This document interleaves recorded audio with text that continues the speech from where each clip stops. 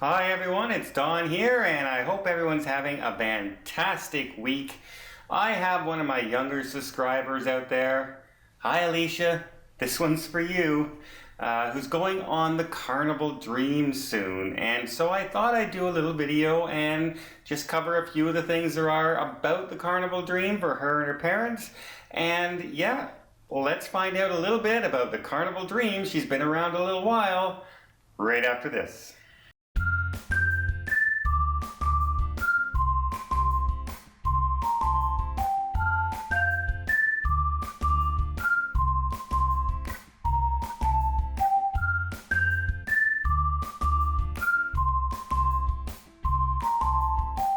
The Carnival Dream back in 2009 when she first came into service was the largest Carnival cruise ship out there at the time. Now, of course, since then she's been surpassed by the Horizon, the Vista, but she came out at 1,008 feet and she was the first Carnival ship to break the 1,000-foot mark, and so everybody was looking for her. And some of the special features on this ship that came out that still are in effect today is she has one of the largest slide networks of any cruise ship out there, and so it's probably about 40% bigger than any other slides that Carnival had up until that time.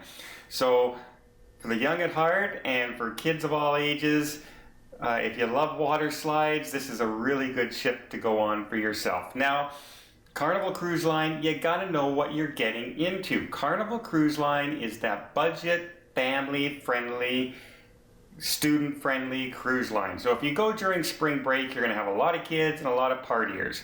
If you go during the summer, you're going to get the same thing.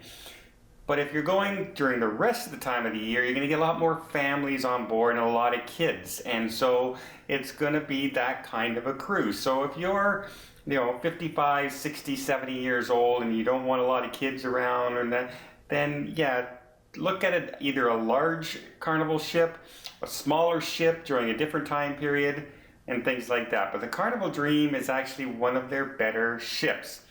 The food is not going to blow you away, but it's perfectly adequate on board. They have some really good pizza on board. Their main dining rooms, although the color schemes on Carnival kind of drive me nuts sometimes, where everything seems purple and red and big lavish colors, and it's kind of like that 60s Vegas as I always complain about. But it's perfectly fine, it's clean, it's adequate. The staterooms are a standard fare, and they're still some of the only cruise ships out there that can comfortably fit 4 people in an inside cabin. So that's what really makes them perfect for some families. As far as entertainment on board is concerned, they have game shows, which are a lot of fun to do and a lot of fun to watch. And if you're really okay with getting out there and making a fool of yourself sometimes, go ahead and join in, because it's a lot of fun. Sometimes you can win some prizes, and yeah, it's a lot of laughs just to laugh at yourself. I was on that on the Vista at one point, and yeah, I'm sure there's some videos of me out there completely making a fool of myself, coming in last place in a game show. So keep that in mind as well. Just don't be shy, just go ahead and do it. What the heck? So quickly, let's talk about some of the positives that I really like about the Dream. First of all, the water park. Water slides, some of the best out there. So yes, water park is good, great place for kids.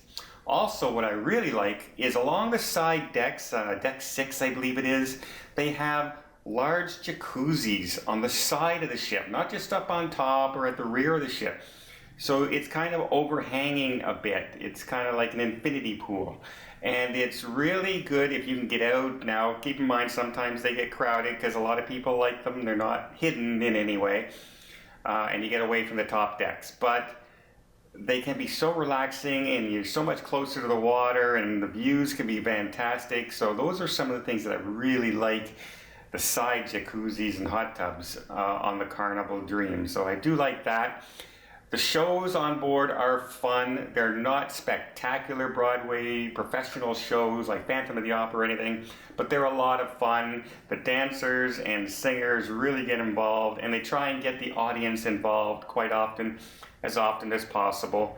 You're going to have the Punchline Comedy Club and things like that. So there is going to be lots to do on the ship. They have mini putt, they have the gym, they have a really good spa, and a nice little relaxing pool area on the spa there to relax, in the thermal suites and stuff like that. So there's plenty of things for adults to do as well, not just kids.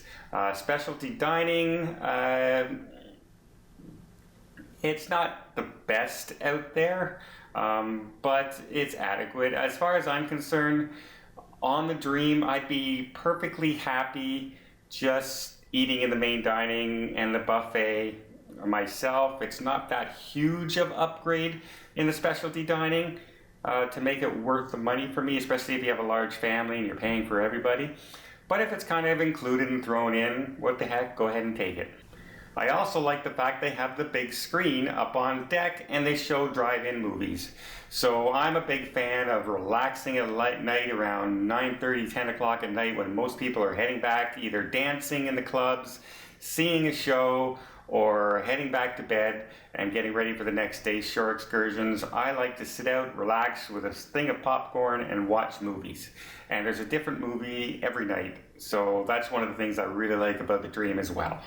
Now, some of the negative things, or not so great, they're not really huge things or plot points, shall we say, on the Carnival Dream.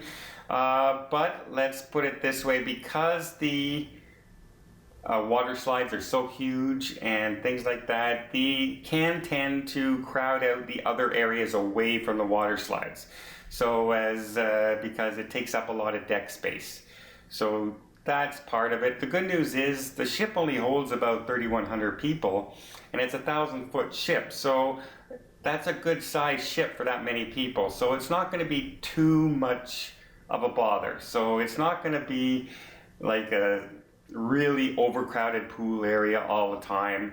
But people tend to avoid the water slides if you're not on it, and they tend to gravitate towards the other areas. So just keep that in mind as well.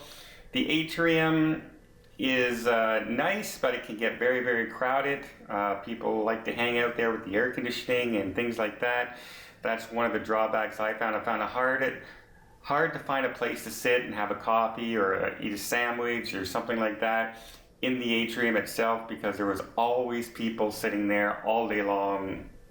And some people, I'd go there at 9 o'clock in the morning, I'd come back at 1 o'clock, I'd come back at 6 o'clock, and it's the same people still sitting there. So they were there all day reading a book, going through their iPad and things like that.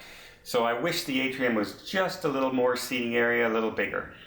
Next are the staterooms. They seem to be the standard fare on a few Carnival ships now. It's getting a little older. It needs a little bit of a refresh. They're not dirty by any means, but they could use some brightening up, and they could use a refresh with some newer things inside, maybe some better beds. After just coming off of the Caribbean Princess, it has all those new luxury beds in every single cabin. I know when I go back to a ship like the Carnival Dream, those beds are gonna probably feel like rocks now. They're not, they're adequate, but compared to the luxury beds on the Princess Cruise, they're not really even comparable. And lastly, there's not, like I said, you have to know what you're getting with Carnival. It's a budget cruise line, family oriented. So if you're looking for tons of bells and whistles, you're not going to get it. But if you're looking for a place where the kids are going to have fun and you have activities to have fun, and then you go on some shore excursions at a relatively low cost, Carnival Dream and other ships like her are just perfect for you. So Alicia, oh, by the way, I love that name. I have a really good friend named Alicia. It's been a friend of mine for a long time, and I've always liked the name Alicia, so I'm glad you're one of my subscribers. So I really hope you guys have a great cruise on the Carnival Dream. So I hope you liked this little review, and if you did, please give it a thumbs up. You want to see more reviews and more tips and more trips, please hit that subscribe button. Until next time, everybody, please have a safe and a great vacation.